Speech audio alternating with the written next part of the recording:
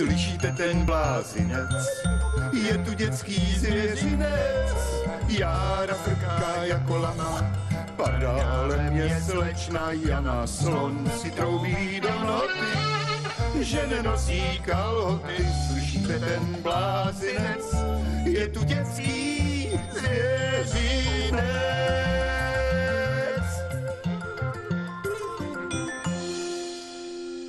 Ahoj, děcka.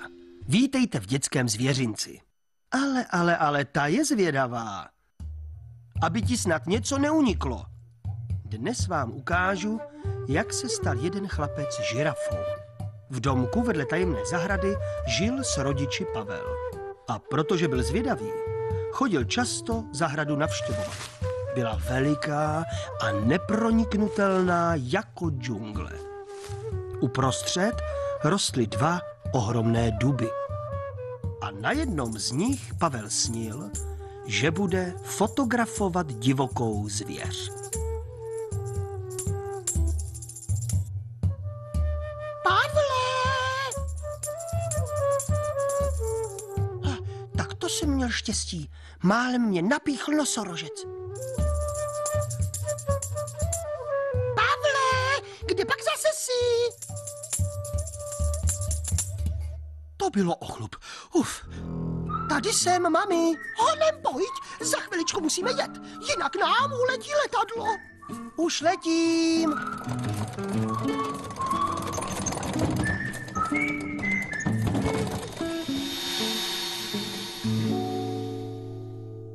To bylo překvapení, když se spokojená rodina z dovolené vrátila. Místo nízkého laťkového plotu se tyčila vysoká ohrada. Mami, nevíš, co je za tou ohradou? Já nevím. Tatínku, ty to určitě víš. No víš, já popravdě řečeno, nevím. Halo, pošta. Tak už doma? No, to koukáte, jak se to tu změnilo. Máte nového souseda. Víte, kdo to je? Ani okem jsem ho nezahlédl. A proč vlastně tu zahradu koupil? No, asi s ním má velké plány, když nechal postavit tak vysoký plot. Ale já už musím dál. Nashledanou. Co to asi za tím plotem je? Prázdniny dávno skončily, Pavel chodil do školy, ale každou volnou chvilku byl u ohrady a snažil se za ní podívat. Protože byl zvědavý jako opice, nechtěl se za žádnou cenu vzdát.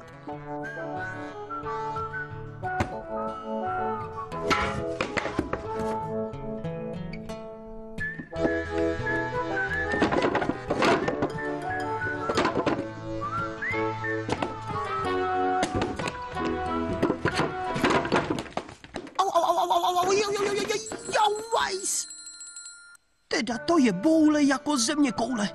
Naši ji nesmí vidět. Maminko, proč má Pavel na hlavě turban? Nevím. Asi mu schází ta džungle vedle, tak si alespoň na domorodce hraje. Myslím, že by konečně mohl nechat ten sousedův plot na pokoji. Neho, ono ho to časem přejde. Ale já jsem fotbal v turbanu nikdy nehrál. Michale, chytej! Tak, a máme pomyčuje. Stoupni si k plotu. Podívám se tam.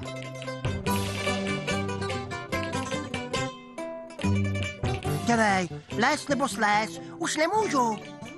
Michale, bacha! Padám! Tak já myslím, že jsme pro dnešek s fotbalem skončili. A já vím, že mi zmizela boule. Musíme vymyslet, jak se dostat k míči.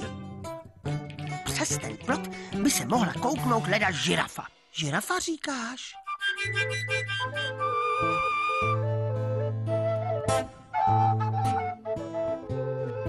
To snad není pravda. To musí Michal vidět. Pomoc! Pomoc! Pavel se změnil v livožravou žirafu!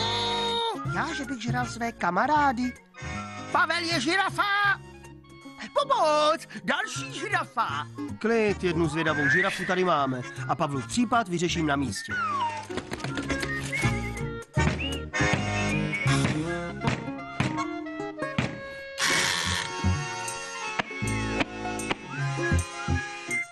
Promiňte, Pavlovi do vaší zahrady spadl fotbalový míč.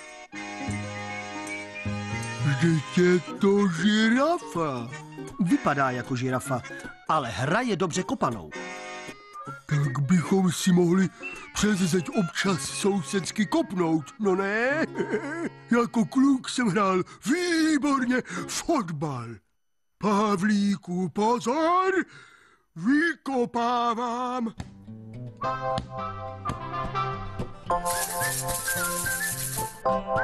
Přihraj! Ale nemohu odhlavičkovat, míč mi uvízl mezi parušky. Nebylo by přece jenom lepší být zase žák 5. A?